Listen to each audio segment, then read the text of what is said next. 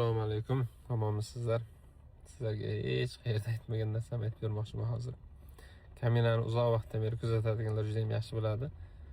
Biror bir ijtimoiy o'zgarish va siyosiy vaziyatga munosabat bildirmayman, yozmayman. Lekin yaqin kunlarda bo'lgan bir holat yuzasidan fikrimni bildirmoqchiman, chunki men bu og'riqda yashagan odamman.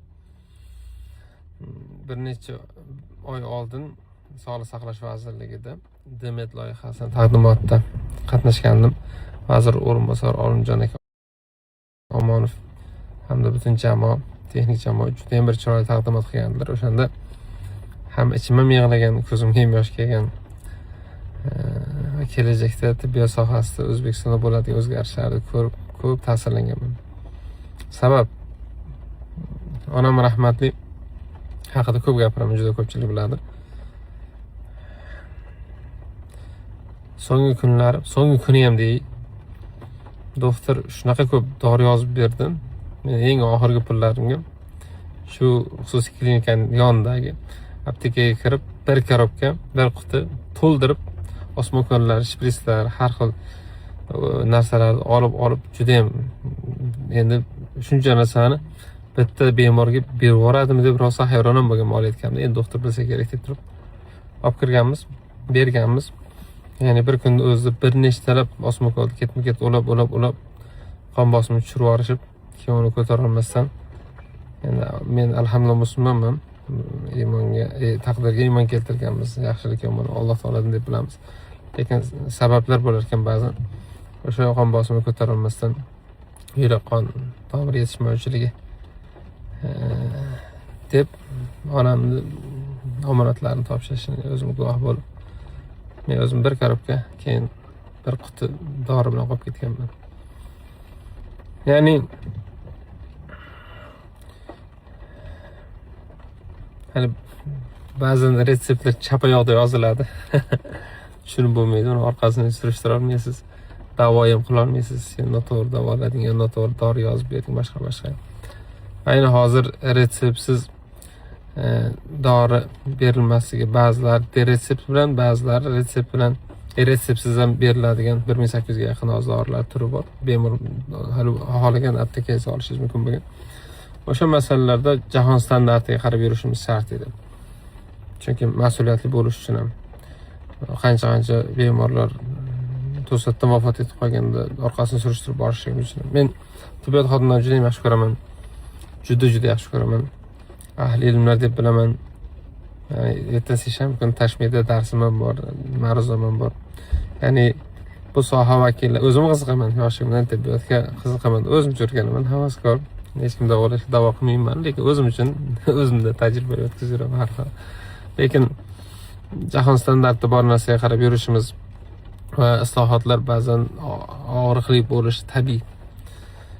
Ba'zan birdaniga zapros ko'paysa tizim javob bermay qolishi, ba'zan ba'zi tashkilotlar, ba'zi katta bir shu sohada ish qilib turgan odamlarga bu yoqmasligi mumkin. Lekin o'zim bir fuqarolik pozitsiyamda va o'zim o'ta shaxsiy fikrimni bildirmoqchimanki, ayni bitta doktor 4 tadan ortiq retseptga dori yoza olmasligi, bu mana o'zi rosa ximikat bilan ana shunaqa bir allambalo dorilarga o'tirib qolgan xalq bo'lib qoldikda. O'ta aptekaga, har qadamda apteka. Bir chet ellik aytadi, sizlarda bitta zo'r brend bor ekan, hamma joyda o'zini filiallari bor ekan, nima ekan desa Dorix ona degandi. Ana shunaqa. Ichimdan bir ishlarni aytgim keldi nimagadir.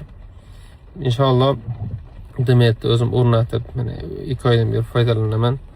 Ya'ni poliklinikaga avvallari qancha soatlab o'chirda turganimizni eslasam, ayam rahmatli bilan o'sha sarsongarchiliklar ketib, hozir uyingizda turib xohlagan payti istalgan doktoringizga yozib, poliklinika bilan aloqada bo'lib, hamma tashxislaringiz, retseptlaringiz istoriyada saqlanishi, hamma tashxislaringiz saqlanishi, xohlagan doktorga olib borsangiz o'shandan tortib olishligi, u men imkoniyatlarini ko'rib juda ham havas qildim va butun jamoaga o'zimni xayrixohligimni bildirmoqchiman. Va ba'zi narsalarni tushunishimiz uchun vaqt kerak bo'ladi. Ba'zi narsalar tushunishimiz uchun o'shandan o'tgan bo'lishimiz kerak bo'ladi. Inshaalloh biz ayni Ibn Sinoni avlodlari yana bir karra dunyoga tibbiyot sohasida ancha ustunligimizni ko'rsatib qo'yishimiz mumkin, Alloh nasib etsa. Va bu narsa albatta raqamlashtirish bilan bo'ladi. Qaysi soha raqamlashtirilar ekan, o'sha soha yengillashadi. Raqamlashtirish islohot degan narsa hammaga ham yo'q bo'lmasligi tabiiy. O'zimiz ham o'zimizni bizneslarimizda avtomatizatsiya yo'lga qo'yganimizda ba'zi odamlarga hech yoqmagan. Lekin alhamdulillah butun jamoa, biz bilan ishlaydiganlar va bizni xizmatimizdan foydalanayotganlarga ancha yaxshi bo'ldi. Shu buni bir oddiy bir fuqaro, bir o'g'il, bir sizni hamyurtingizni fikri bilan qabul qiling. O'ta shaxsiy fikrim bu meni. Ehtimol men ko'rmayotgan narsalar bordir. Men bu sohani yaxshi tushunmasman.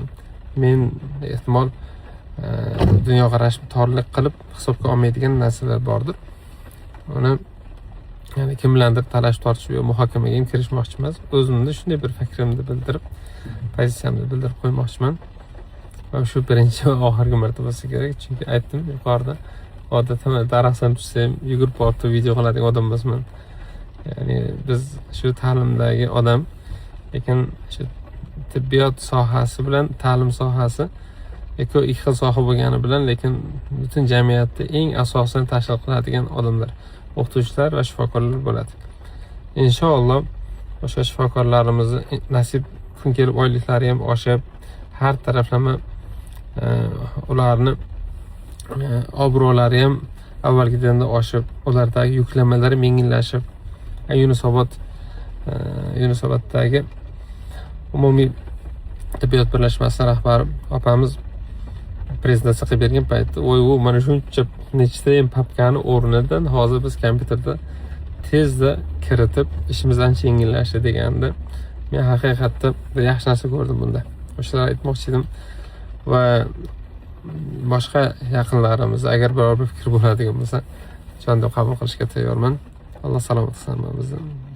Isqo namozidan keyin shu yomg'ir 10 kundan beri shunaqa yog'yapti, hech tinmayapti. Go'zallik qarang.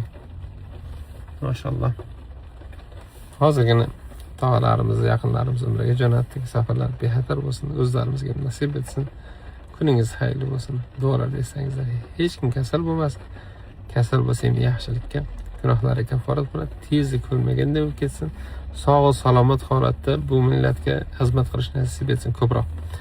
Kasal bo'lganimizda to'g'ri o'zimiz har taraf bizni yaxshi ham yomon kunimizga ham Alloh taolaga hamd sano aytamiz.